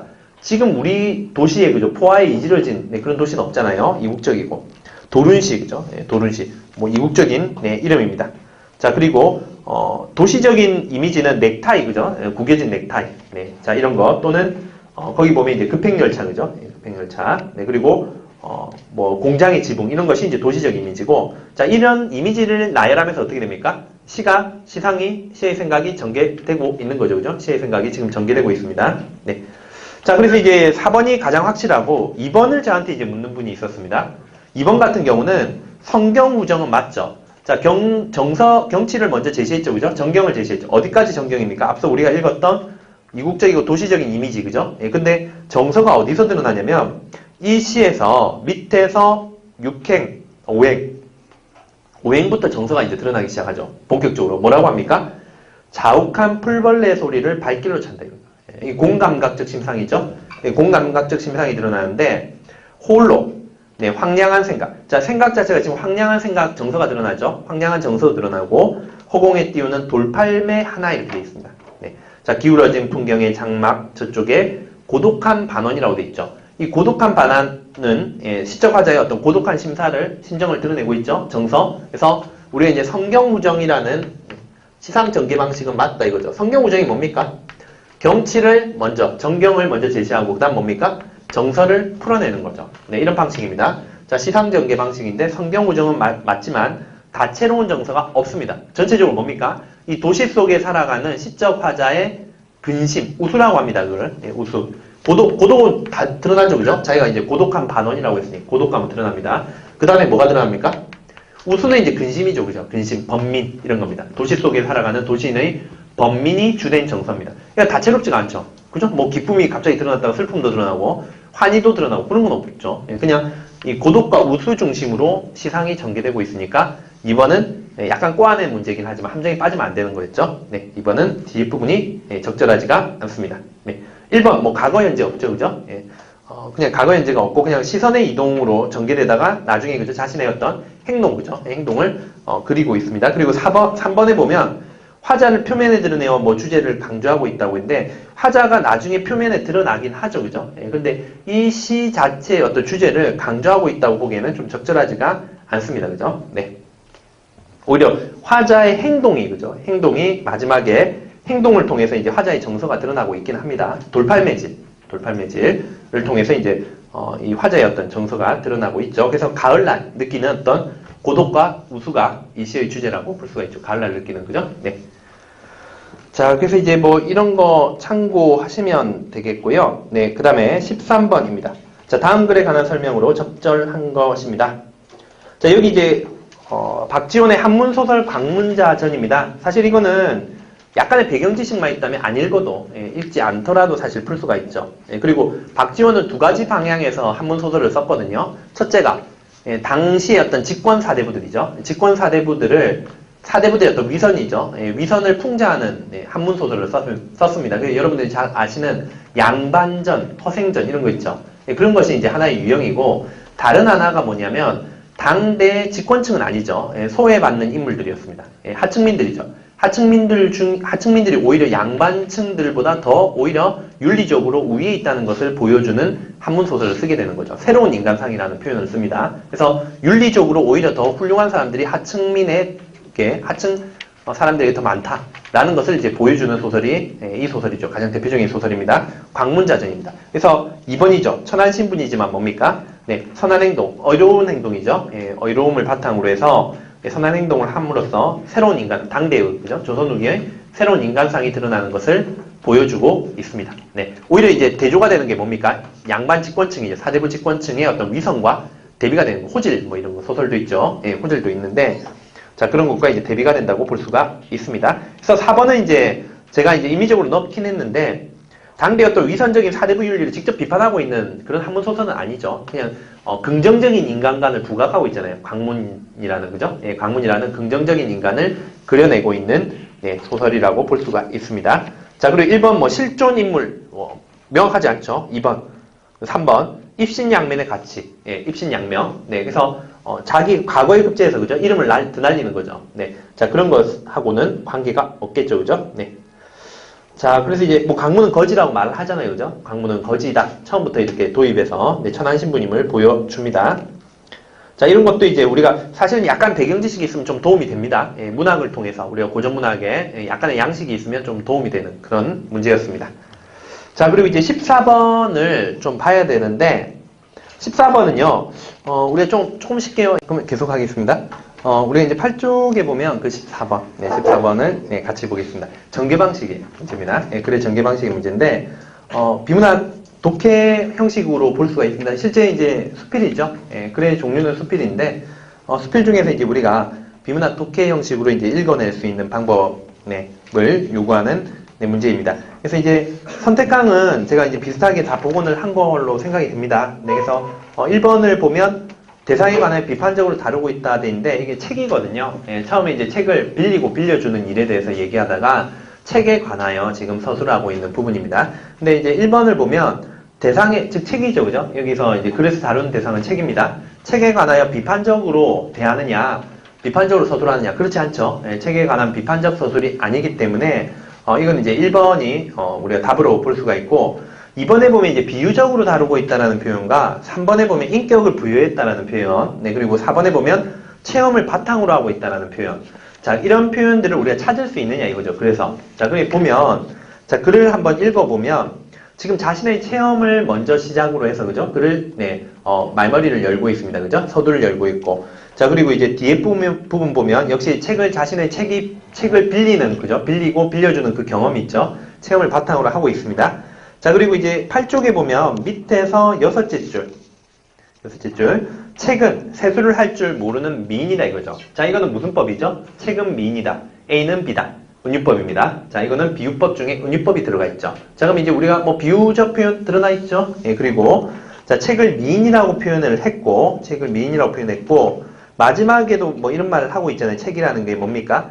이내 고요히 제 모습으로 돌아가는 인종이 있다. 예, 그죠? 예, 인종이 있다. 자, 미인이라는 표현도 했고, 그 위에 보면 이제 영양이나 기부인들, 초대한 듯이라는 표현도 있고, 여러 가지로 이제 책과 관련해서 인종이라는 표현이 있죠. 참고 따른다라는 표현이죠. 자, 그런 어떤 표현들을 우리가 볼 때 책에 대해서 뭘 부여하고 있습니까? 인격을 부여하고 있다고 평가할 수가 있는 거죠. 네. 자, 그런 부분에서요. 자, 뭐 그런 거 참고하시면 1번이라고 볼 수가 있습니다. 그 다음에 15번입니다. 자, 가나에 관한 설명으로 적절하지 않은 거. 자, 이 문제를 의외로 어려워 하더라고요. 그래서 제가 실수도 많이 하고, 그게 참 이상하다고 생각을 했는데, 보통 이제 제가 보니까 이게 3단 논법이라는 거, 형식적인 3단 논법, 여기에 대해서 개념이 안 잡혀 있는 것 같습니다. 예, 왜냐면 이제 평소 공부를 할 때 3단 논법을 이제 제대로 공부를 안 한 거죠. 왜냐면 우리가 논증을 공부할 때요, 논증 방식, 특히 그 중에서 이제 추론입니다. 추론 방식을 공부를 할 때 우리가 세 가지 항상 소방직에는 잘 나옵니다. 그래서 공부를 꼭 해둬야 되는데, 연역법이 있겠죠, 그죠? 연역법의 가장 대표적인 사례가 뭡니까? 3단 논법이죠. 3단 논법이라는 것은 대전제, 소전제, 네, 그리고 결론으로 내리는 방식이죠. 예, 연역법입니다. 자, 그리고 이제 기납법이 있겠고요. 예, 기납법. 기납법에는 이제 보통 이제 우리가 두 가지가 있죠. 일반화, 그죠? 일반화. 그리고 이제 이걸 기납법에 포함시키기도 하고, 시키지 않기도 하는데, 유비추론이 있습니다. 네, 유비추리라고도 합니다. 유비추리. 자, 그리고 이제 변증법이 있고요. 자, 이렇게 있는데 지금 3단 논법에 어떤 방식이 이제 들어가 있느냐 이거죠. 여기, 그래. 3단 논법이 없죠. 대전제, 소전제, 결론으로 나타나는 글은 없다는 거죠. 네. 그래서 가보면, 자, 가해볼까요? 답은 일단, 네, 3번이 되고요. 자, 가는 인자하지 않고서 제후가 된 자는 있다 이거죠. 그러나 천자는 항상 인자해야 된다는 말을 하고 있죠. 자, 처음에 제후 이야기를 하고, 그 다음에 천자 이야기를 하고 있죠. 예. 자, 이거는 그냥 단순한 진술입니다. 주장입니다. 그냥. 예, 주장입니다. 천자가 되려면 인자해야 된다는 주장을 하는 거죠. 근데 점점 뭡니까? 제후에서 한 단계 올라가고 있죠. 천자. 예, 천자를 올라가고 있습니다. 자, 그리고 나입니다. 자, 나에 보면 두 번째 단락 볼까요? 그러나 이렇게. 예. 두 가지가 다 있으면 좋은데, 사랑과 두려움, 네, 둘 중에 하나를 선택한다면 우리는 두려움을 받는 군주가 돼야 된다는 점을 주장을 하고 있습니다. 왜냐하면 이렇게 하죠. 근거입니다. 예, 주장과 그냥 근거를 제시하고 있는 거죠. 네, 그래서 3단 논법은 없다고 볼 수가 있죠. 3단 논법이 뭡니까? 대전제, 그죠? 예, 대전제. 자, 뭐 모든 사람은 죽는다라는, 그죠? 예, 가장 대표적인 예가 있죠. 그 다음 소전제가 뭡니까? 소크라테스는 사람이었다, 그죠? 따라서 소크라테스는 뭐가 됩니까? 네, 죽는다라는 결론이 나오겠죠. 당연히 이렇게 도출되는, 네, 결론을 말합니다. 자, 이런 논법은 드러나 있지 않게 됩니다. 근데 나머지는 맞죠. 예, 상반되는 주장 맞고, 가는 이제 군주가 인자함이 중요하다, 그죠? 성품이 중요하다. 도덕적인, 예, 도덕적인 덕을 지녀야 한다는 것이고, 나는 그렇지 않죠. 군주가 뭡니까? 현실에, 그죠? 현실에 이해관계죠. 이해관계에 오히려 더, 네, 군주가 관심을 가져야 된다는 것을 말하고 있죠. 말하고 있습니다. 네, 현실적인 어떤, 네, 군주관을 말하고 있죠. 나는. 그래서 상반되고, 이것은 이제 결국엔 동양과 서양의 어떤 문화적 차이라고도 볼 수가 있죠. 맹자는, 그죠? 예, 이 도덕적인 어떤 군주를 중시했고, 동양적인 성격에, 나 같은 경우는 서양적인 성격은 이해관계, 그죠? 이해관계에, 이렇게 밝은, 네, 군주를 중시했던 어떤 그런 문화적인 어떤 차이와도, 예, 관련이 있다고 볼 수가 있고, 4번. 가는 이제 이상적이고, 그죠? 예, 사실 우리 현실과는 괴리돼 있죠. 그죠? 이제 이상적인 어떤, 윤리적인 어떤 군주, 예, 라는 어떤 이상적 관점, 네, 그리고 나는 현실적이죠. 예, 상당히 현실적인, 정치적인, 그죠? 이해관계에 철저한 군주를 말을 하고 있습니다. 네, 그래서 답은, 네, 3번이 되겠습니다. 16번. 자, 다음 글에서 다루지 않은, 네, 내용. 이건 이제 제가 비슷한 지문 같습니다. 예, 보통 이제 우리가 이제 요즘 수능, 네, 교과서에서 다루는 그런 내용입니다. 대중매체의 어떤 기능이죠. 근데 대중매체 기능인데, 화제는 대중매체 기능입니다. 다루지 않은 게 있는데, 1단락, 2단락. 제 기억으로는 비슷합니다. 거의. 비슷한데, 1단락에 보면, 대중매체는 중요한 사회화 기관이다 이거죠. 그래서 사회화로서 중요한 기능이 긍정적 기능이 있고, 부정적 기능도 드러납니다. 그죠? 이 글에서 보면. 네. 긍정적 기능은 앞에 이제 둘째 줄에 있죠. 네. 사고방식, 행동방식과 사고방식을, 그죠? 예, 배울 수 있고, 아래줄에 보면 사회통합도 있습니다. 자, 근데 이제 다섯째 줄에 보면 그러나를 사이에 두고, 그죠? 예, 앞에는 긍정, 뒤에는 뭡니까? 부정적 기능을 말하고 있죠. 사회화 기능과 관련해서. 선택한 1번과 2번은 다 이제 있고, 두 번째 단락에 보면 이제 오락 기능이 화제입니다. 두 번째 단락, 그죠? 예, 오락 기능이 화제인데, 자, 이 역시 오락 기능도 뒤에 보면 셋째 줄 이후로 되면 뭐가 됩니까? 그러나 이후로 부정적인 측면을 드러내고 있죠. 예, 오락 기능의 부정적 측면이 드러납니다. 자, 그런 식으로 이제 찾아야 되는 문제죠. 예, 시간은 좀 걸렸을 겁니다, 아마. 네. 자, 그러면 이제 결국에 드러나지 않는 건 정보 수집의 어떤 기능이죠. 정보 수집의 기능도 분명히 대중매체의 기능인데, 이 글에선 다루지 않았던 거죠. 이건 이제 독해 문제의 유형입니다. 이 글에서 다루지 않은 내용을 찾으라는 문제인데, 이런 문제는 사실 수능 문제가 아니죠. 공무원 출제 유형입니다. 예, 원래 일반행정 공무원 출제 유형에서 다루는 문제입니다. 이게 이 글에서 다루지 않은 내용이죠. 네, 그러면 답은 4번이죠. 정보 수집은 전혀 언급된 바 없죠. 네, 근데 이제 요거 자체가 해설해 보면 제가 이제 교재에 있는 다른 이제 교과서죠. 예, 이제 수능 교과서에서 떼온 겁니다. 대중매체의 어떤 정보 수집 기능에 대해서. 자, 이렇게 만약에 언급이 있다면 정보 수집 기능이 화제가 됐겠죠. 예, 그러나 이것이 제시문에는 드러난 바가 없다는 거죠. 답은 그래서 요거는 4번이 네, 틀린 겁니다. 틀린 게 됩니다. 혹시 이제 정보 수집이 전체 이걸 포괄하는 거 아니냐라고 이제 이를 제기할 분도 있지만 이건 아닙니다. 기능 자체가 정보 수집 기능이 따로 있습니다. 네, 제가 그래서 이제 제시를 한 겁니다. 해설에. 네, 참고하시면 되겠고. 자, 17번, 18번을 보겠습니다. 좀 가장 논란이 되는 게 18번인데, 복원 그대로고요. 예, 제가 볼 때 17번. 자, 단어 중 뜻풀이로 옳은 것도 있는데, 4번, 저작. 그죠? 우리 저작거리라는 말 쓰잖아요. 시장입니다. 네. 뭐 이거는 이제 여러분들 고전문학 공부할 때 정읍사, 예, 정읍사에 이제 저자라는 말이 나오죠. 그죠? 시장에 가셨습니까? 예, 예, 그런 어떤 표현에서도 우리가 알 수 있는 내용이죠. 그래서 뭐 17번은 크게 문제가 없었을 겁니다. 어렵지 않았을 건데, 나머지 보면 이제 필사죠. 예, 필사. 손으로 베끼는 거죠. 필사는 거. 그죠? 예, 손으로 베껴 쓰는 것이고, 예, 필사 자체는. 자, 붓을 이용하여, 그죠? 예, 베껴 쓰는 것이 이제 필사입니다. 자, 그리고 이제 새책이라는 것이 있는데, 이 새책이라는 것이 상당히 중요합니다. 원래 그 고전소설이라는 영역에서는 우리 고전소설사라고 하죠. 예, 조선 후기, 조선 전기에 한문소설이 나오고, 조선 후기에 한문소설도 분명히 있습니다. 앞서 우리 박지원의 한문소설 있죠? 사실 이번에 그 출제 경향은 소설이 중요했습니다. 고전소설. 예, 주로 이제 고전소설 중심으로 문제가 출제가 됐거든요. 앞서 한글소설 나왔죠? 한문소설 나왔죠? 그죠? 조선 후기. 예, 그리고 지금 또 뭡니까? 소설에 지금 뭘 다루고 있냐면 향유방식을 다루고 있는 겁니다. 실질적으로. 예, 그래서 이제 지금 제가 보니까 이거 문제를 지금 출제하신 분은 이 고전소설의 조예가 깊으신 분입니다. 예, 고전소설 중요. 예, 고전문학의 조예가 깊으신 분인데, 지금 이거는 현대소설입니다. 그런데 뭘 화제로 삼고 있냐면 소설의 향유방식이 조선후기. 이 조선후기는 특징이 뭐냐면 한글 소설이 유행합니다. 예, 그래서 여기서 이제 한글이 이제 언문소설이거든요. 우리가 이제 언문이라고 폄하를 했죠. 예, 언문소설이 이제 유행을 하게 되는데, 너무나 이제 인기가 있다 보니까 돈이 되는 겁니다. 소설 자체가 이제 사람들이 흥미를 가니까 돈이 되는 거죠. 상업주의, 예, 상업주의. 자, 상업주의와 결부가 됩니다.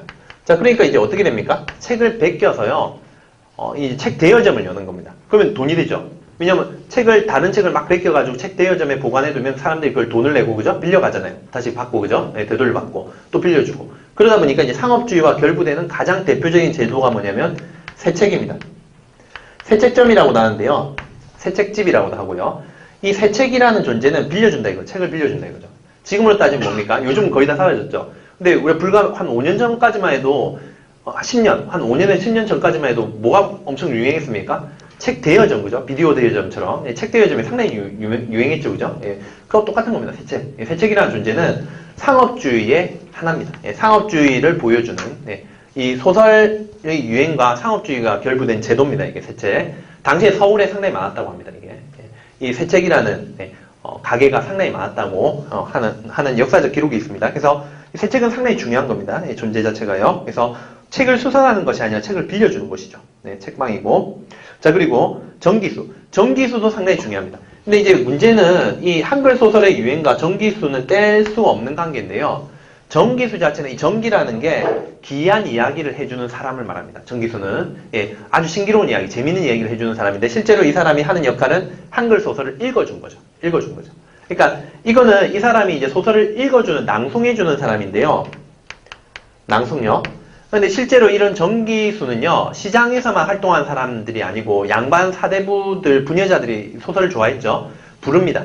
예, 그 부녀자들, 네, 방을 불러서 정기수를 불러서 소설을 읽게 하죠. 또는 이 남자잖아요. 그죠? 남자니까 이제 꺼렸겠죠. 그래서 하인에게 오히려 소설을 읽게 시킵니다. 부녀자들. 읽기 귀찮으니까. 자, 문화가 어떻습니까? 무슨 문화죠? 이 전기술을 보면. 낭송을 했잖아요. 그리고 소설을 읽게 만들죠. 그리고 자기는 듣고 있습니다. 소설을. 네, 그리고 우리가 지금으로 생각하는 묵독이 아닌 거죠. 시각적으로 보는 문화가 아니었던 겁니다. 당시에는 뭡니까? 청각적 문화. 네. 청각적 문화. 그러니까 소설을 우리가 독서 방식이 어떻습니까? 읽어주면 듣고 앉아있는 거죠. 그냥 누워서 기대서 그죠? 양반 사대부 부녀자들은 읽기가 귀찮죠. 뭐 어떻게 합니까? 하인에게 시키는 거죠. 예, 몸종에게 너 읽어 빨리. 그죠? 예, 이렇게 낭송을 하면 그걸 들어주는 청각적 문화였던 거죠. 소설 읽기 자체가. 그러면 독서 방식이 지금이랑 차이가 있죠. 그죠? 지금은 무슨 문화죠? 시각적이죠. 예, 지금은 시각적이죠. 지금하고 상당히 큰 차이입니다. 이게 이제 소설에서 많이 다뤄지는 겁니다. 그래서 시각 문화고요. 그래서 이제 우리가 이 두 가지 제도, 지금 이제, 이게 다 이제 아마 복선을 깔아놓은 것 같은데, 이 문제 17번 자체가, 18번을 예정했던 것 같은데, 17번에서 이제 세책정과 정기수는 지금 잘못되어 있죠, 그죠? 예, 정기수라는 건 책을 읽어주는 사람입니다. 그죠? 뜻풀이가 잘못됐고, 18번. 자, 적절하지 않은 것 보면, 1번이 답입니다. 왜 그러냐면, 가에서 그 당시에 독서가 사회적으로 문제가 되었다. 사실 이게, 그러니까, 가라는 것의 화제를 파악하는 문제입니다. 중심 내용. 자, 여러분들이 객관적으로 한번 생각을 해보세요. 장이라는 주인공이 소설 주인공인데 필사를 한 애예요. 근데 원래 한문 필사를 냈는데 이 일감이 떨어진 거죠. 대신에 뭡니까? 한글 필사가 오히려 그죠? 예, 더 이제 일감이 많아진 겁니다. 왜 그러냐? 이유를 따져보니 뭡니까? 언문 소설은 한글 소설, 당대 한글 소설이 막 인기가 엄청났던 거죠, 사람들에게. 그래서 이제 그 한글 소설이 유행했다. 여기에 대한 일반적 진술이고 이게 화제죠. 그리고 그 구체적 사례로 뭘 제시하고 있습니까? 두 번째 단락 볼까요? 안문소설은 날이 갈수록 인기가 좋았다. 이게 중심 내용이고 그 다음 뭐죠? 다? 네, 다 구체적 사례들이죠. 언문소설이 인기가 좋았던 구체적 사례들이죠. 그러면 이런 것이 중심 화제가 뭐라고요? 네, 언문소설의 유행이죠. 근데 언문소설의 유행 자체가 독서가 사회적으로 문제가 됐다고 볼 수가 있겠습니까? 포함이 안 됩니다. 대응이 안 됩니다. 대응 자체가. 네, 그래서 그리고 이 독서라는 말 자체도 이상하고요. 왜냐면 당대 한글만 소설만 읽었습니까? 일부입니다. 일부. 한글 소설을 읽었던 건 사실은 일부입니다. 여기는 막 이렇게 돼 있지만 실제 한글 소설을 누가 읽었습니까? 사대부 부녀자들. 네, 그리고 뭐 중간층 뭐 사대부 남성들 있죠. 예, 사대부가 아닌 사대부 아래 중간층 남성들은 읽었을 겁니다. 평민층도 읽었을 거고. 그러나 사대부 남성들 있죠. 당대 독서 문화를 그죠? 예, 이렇게 이끌었던 사대부 남성들은 뭘 읽었습니까? 한문책을 읽었습니다. 한문책. 예, 한문 소설을 읽거나. 그러니까 이거는 독서라는 말 자체도 모호한 거죠, 사실. 독서라는 것은 사대부 남성들도 있었을 겁니다. 그죠? 그럼 그 사람들은 대다수의 어떤 독서가들이었는데 그 사람들이 한문소설을 그죠? 한문소설을 읽었을 것입니다. 그러면 독서가 사회적으로 문제가 됐다 해서 독서 자체도 어휘가 네, 확실하지가 않고 그죠? 단어 자체가 어휘 선택이 불확실하고 사회적으로 문제가 됐다고 화제를 잡기도 힘듭니다. 그 부정적인 어떤 어감이 들어가 있는데 언문소설의 유행은 부정적이지 않습니다. 그죠? 지금 여기서 다루고 있는 게 부정적이지 않고 그래서 뭐 요거는 사실 1번은요 논란을 삼기가 좀 힘들다고 저는 생각을 합니다. 예, 그래서 제가 시험 칠 때도 그냥 1번이었고 예, 지금도 뭐 그 생각에 변함이 없습니다. 네, 그리고 4번 자, 위 글은 현재와 과거의 독서 방식에 관한 공통점과 차이점을 알 수 있는 자료가 될 수 있다. 자, 뭐가 공통점입니까? 가장 대표적으로 새 책이에요. 새 책은요 책을 대여해 주는 건데 상업주의의 산물이죠. 상업주의는 한마디로 다른 말로 하면 근대성입니다. 예. 지금과 연결되는 지점이죠. 현대와. 우리 현대도 상업주의, 자본주의죠. 자본주의 사회죠. 그런 어떤 것들이 근대적 성격입니다. 근대적 성격의 접점이 새책점입니다. 그래서 책을 대여하고 빌리고 돈을 주고 빌리고 그런 문화 자체가 독서 방식에서 현재와의 어떤 공통점이죠. 이게 공통점이고요. 새책점. 네, 공통점. 자, 차이점은 뭐냐? 한마디로 정기수입니다. 그냥 뭐 복잡하게 생각할 필요 없고 이게 차이점이에요. 정기수. 자, 정기수라는 이 직업 자체가요, 무슨 문화입니까? 소설을 낭독했다 이거죠. 요즘 소설 낭독하는 사람 봤습니까? 낭독해주고 그 듣는 사람 있습니까? 없죠, 그죠? 그 긴 소설을 예전에 다 읽었습니다. 읽어줬습니다. 네, 그러면 청각적 문화에서 지금은 뭐가 됐죠? 시각적 문화로 바뀌었죠. 지금은 그냥 혼자 방에서 책 읽잖아요, 그죠? 예, 방에 책을 읽죠. 독서 방식의 차이점을 분명하게 보여주는 정기수. 네, 두 가지 존재만 봐도 우리가 이게 확실하게 4번이 답임을 4번은 적절한 것을 알 수가 있습니다. 이 4번으로 이제 논란을 삼고 있는데 요거는 이의 제기를 하기 힘들겠죠. 이런 걸 보면. 그렇잖아요. 이거 확실한데, 그죠? 확실한데 이걸 이의제기를 해서 막 이게 뭐 복수 정답이다 이렇게 하기는 제 생각에는 좀 힘들 것 같습니다, 저는. 네, 그래서 처음부터 저는 저한테 이제 막 그 시험 치고 나서 저한테 물어보는 분도 있었거든요. 이거 이제 복수 정답 안 되겠느냐. 근데 저는 좀 어렵다고 이렇게 말을 네, 지금 바가 있습니다. 카페에 계속 그 답변을 다 올려놨는데 좀 어렵지 않은가 뭐 그런 생각이 듭니다. 저도 아쉽지만 그렇게 하신 분들은 4번 하신 분들은 좀 아쉽겠지만 그게 아무래도 좀 어렵지 않은가 뭐 그런 생각이 듭니다. 그리고 18번에 2번 보면 베스트셀러가 있었다는 것은 그 나에 보면 소대성전이라는 거죠. 소설 자체가 지금 인기가 있다라는 걸 말하고 있죠. 3번. 자, 글을 베끼는 일, 즉 필사죠. 소년이 장인데 사실 저 이제 장이가 소년인지 소년인지는 모르죠. 근데 그러나 이 소설의 주인공임을 알 수가 있다라고 볼 수가 있습니다. 네. 자, 그다음에 19번 보겠습니다. 자, 말하기 방식 또 화법 문제입니다. 화법 문제. 그 화법이 상당히 많이 나왔는데 이번에 자, 마틴 루터 킹의 연설문인데 그러나 이제 문제 자체는 그렇게 어려운 문제는 아니었다고 생각이 됩니다. 자, 1번에 보면 질문에 답하는 방식 없죠, 그죠? 질문도 없고 질문에 어떤 답을 하는 방식도 아닙니다. 항상 이게 반복이 되죠. 저에게는 꿈이 있습니다, 그죠? 반복법. 그리고 그 꿈을 구체화하고 있죠. 구체적 사례를 통해서. 그래서 2번, 3번 맞고 4번 정치적으로 사회적 평등을 주장하고 있죠. 연설문에서 그것을 역설하고 있습니다. 답은 1번이 되겠습니다. 자, 20번 비문학 독해 문제입니다. 자, 글의 내용과 일치하는 것 역시 행정직렬의 독해 문제, 공무원 독해 문제 유형입니다. 자, 그래서 이제 우리도 이제 앞으로 소방직에서도 이제 이런 독해 문제 유형이 많죠, 그죠? 지금 우리가 살펴본 거 보면 독해 문제가 꽤 많이 보이잖아요. 앞으로 이런 것을 대비를 좀 해야 될 겁니다. 어떻게 하느냐? 다른 행정직렬 기출 문제를 많이 풀어봐야겠죠. 그러면 이제 도움이 될 겁니다. 그리고 별도로 우리가 이제 독서 이론과 관련해서, 독해 이론과 관련해서 몇 가지 좀, 또 배워야 될 점이 있습니다. 그래서 그런 점도 같이 이제 공부를 해두면 좀 도움이 될 겁니다. 먼저 문제 유형 익히는 것도 중요하고요. 20번. 자, 일치하지 않는 것인데, 자, 이거는 이제 우리가, 마지막 부분을 보면, 뭐 이런 말이 있습니다. 자, 이거, 제가 보니까 그 제시문 그대로인데요. 마지막에 보면, 자, 마지막 단락입니다. 마지막 단락의 둘째 줄 볼까요? 한마디로 헬레니즘 시기에 들어와 미의 관념이 형식적 정의에서 실질적 정의로 바뀌었다 이렇게 돼 있는데 선택항 4번 보면 어떻게 됩니까? 네, 실질적 정의에서 형식적 정의로 변화해요. 반대죠.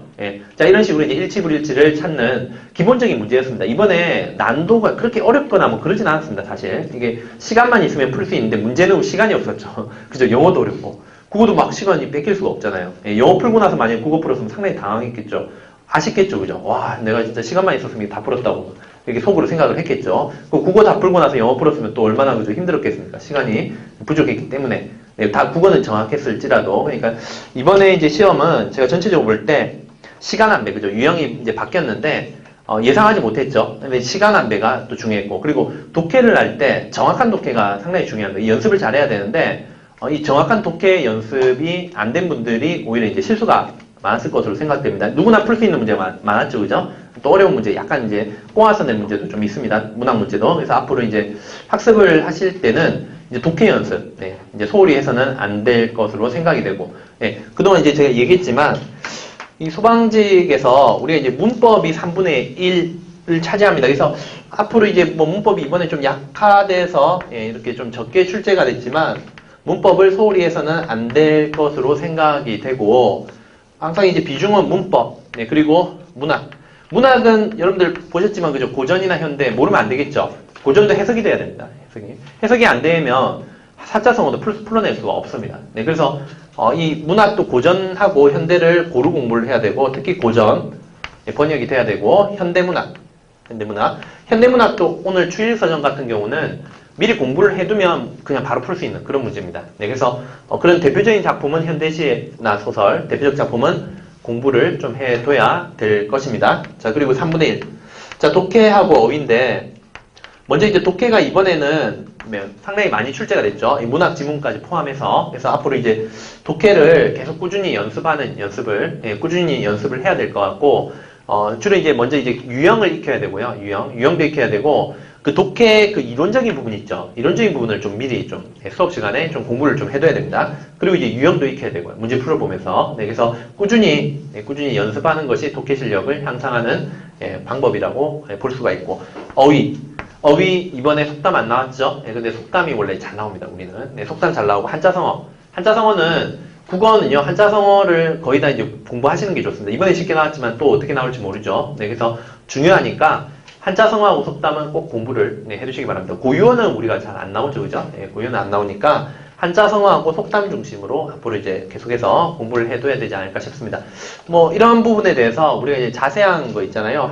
지금 이제 통합소방직이 6년이 이제 지났습니다. 6년간 통합소방직이 지금 시험이 계속해서 이제 출제가 됐는데, 자 6년간인데 여기서 이제 올해 것까지 포함하면 이제 한 5년, 네 5년간, 네 5년간 기출문제 분석을 해야 되고요. 기출문제, 자 기출문제 분석을 하고 이 분석을 바탕으로 올해 것까지 포함해서 2018년도 이제 출제가 예상되는 부분은 무엇인지 여기에 대해서 이제 우리가 언제 한번 이제 무료 특강을 조만간 할 겁니다. 무료 특강을 할 건데, 나머지 이제 자세한 거는 그때 한번 제가 또 자세히 말씀드릴게요. 이때는 5년간 기출문제 있죠. 그걸 이제 좀 중요한 것들 위주로 뽑아서 우리가 한 뭐 3시간에서 4시간 정도, 살펴보고 2018년에 나올 만한 거, 그것을 이제 진단을 해보는, 그런 시간을, 무료 특강 때도 가지도록 하겠습니다. 그건 조만간 한번 할게요. 조만간 할 겁니다. 한 5월 초나 이때, 제가 이제 무료 특강을 할 테니까, 그때 이제, 자세한 내용은, 그죠? 이번 올해 연도 분석과 관련해서 자세한 내용 보시면 되겠고요.